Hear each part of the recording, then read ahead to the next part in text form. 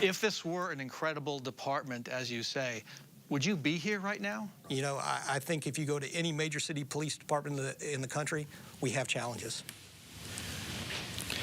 Phoenix's interim police chief, Michael Sullivan, was hired specifically to deal with a U.S. Department of Justice investigation of alleged misconduct by the department he now leads.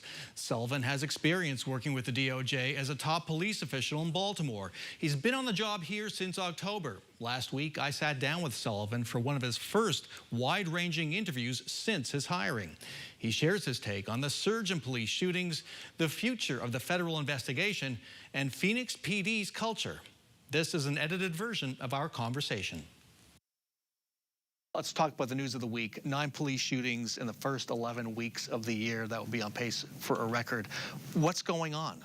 Really, the last 2 weeks have been really unprecedented. 7 officer-involved shootings in just the last 2 weeks. And when we look at those incidents, 6 of those folks were armed with guns. 6 of those folks were prohibited possessors of firearms. They should not have had firearms. They were illegal firearms in their possession.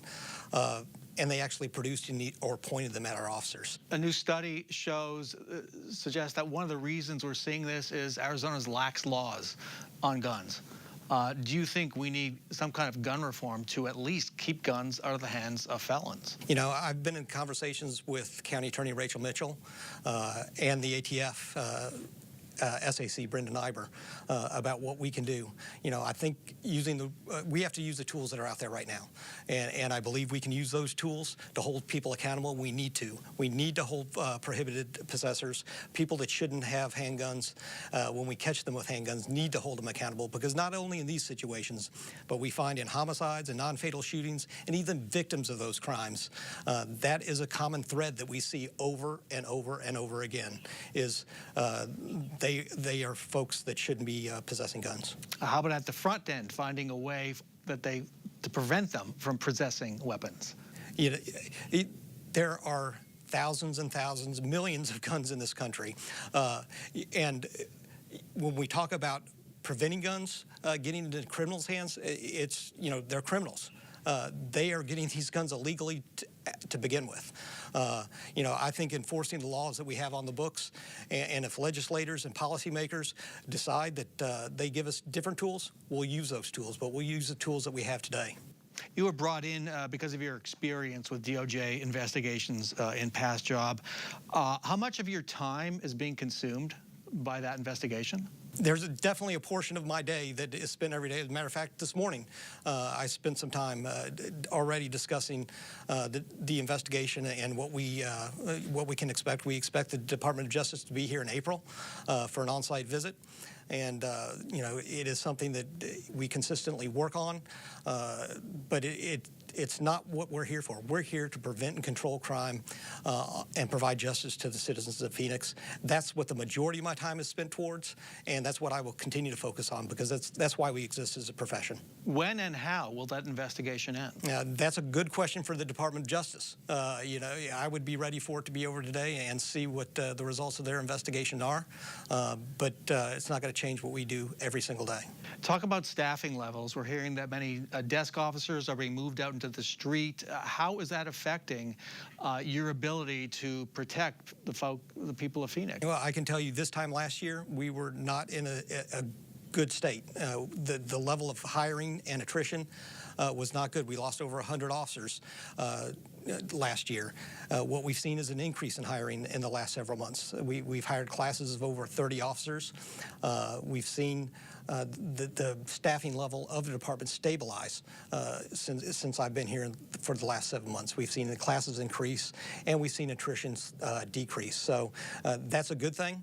But we need growth. We truly need growth. Are you confident you have the right officers in the right jobs right now?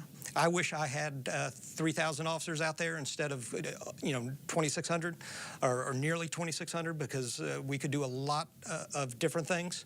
But we have to work with what we have. And then we have to look at civilianization.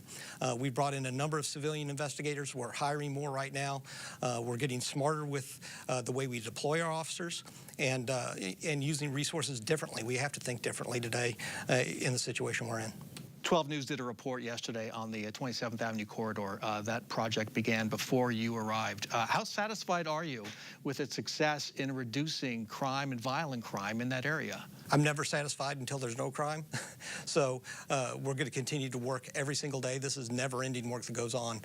We continue to put resources in that area. We continue to build out the strategy, and I think we'll continue to see results as we go forward. You've talked about officers self-assessing their conduct, I think. What's your assessment of the culture of this department? This is an incredible department. I'm so blessed to be a part of this department. We have to get better every single day. When I talk about self-assessing, I talk about being able to look, and when we do have things that don't meet the standard, that we call it, that it's not meeting the standard, and we fix it going forward. If this were an incredible department, as you say, would you be here right now? This department didn't appear to be working very well before you arrived. I think if you go to any major city police department in the country, we have challenges.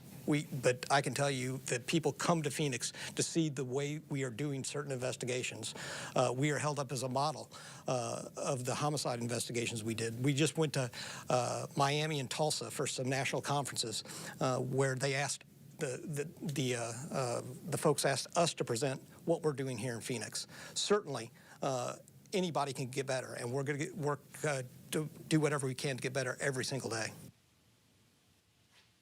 The U.S. Department of Justice investigation of Phoenix PD is now in its 20th month. The DOJ has a long list of questions about alleged police misconduct under the previous chief, Jerry Williams. Taxpayers are footing the bill. At last count, the city had spent $1 million to respond to DOJ investigators.